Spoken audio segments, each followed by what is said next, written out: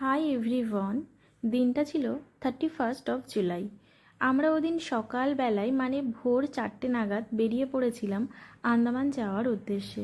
তো আমাদের বাড়ি থেকে এয়ারপোর্টের ডিস্টেন্সটা বেশ অনেকটাই, তো সেই কারণের জন্য অনেক ভোর ভোর করে বেরোতে হয়েছিল। আমাদের ফ্লাইট ছিল সকাল 8:30 নাগাদ। তো আমরা বিফোর টাইমেই পৌঁছে গেছিলাম। আমরা ভেতরে ঢুকেও বেশ অনেকটা টাইম হাতে পেয়েছিলাম একটু ঘোরার জন্য। ভেতরে ঢুকে সমস্ত প্রসেস কমপ্লিট হওয়ার পরেও হাতে বেশ আরও খানিকটা টাইম ছিল।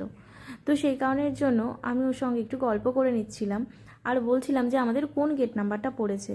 আর সত্যি কথা বলতে কি, আজকে আমরা দুজনে ভীষণই খুশি ছিলাম যে অনেক দিনের স্বপ্ন আজকে আমাদের ফ্লাইট ছিল মেনলি ইন্ডিগোর। তো সেই কারণের জন্য ফার্স্টেই ওরা একটা বাসে করে আমাদের মেনলি যেখান থেকে প্লেনটা টেক অফ করবে সেই জায়গাটাই নিয়ে গেছিলো।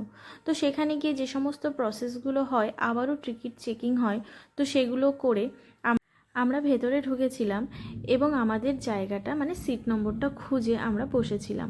আমাদের উইন্ডো সিট পড়েছিল, তো সেই কারণের জন্যই আরও বেশি খুশি ছিলাম, যাতে করে বাইরের ভিউটাকে খুব সুন্দরভাবে ক্যাপচার করতে পারি এবং তোমাদের সঙ্গেও শেয়ার করতে পারি এবং আমি নিজেও দেখতে পারি।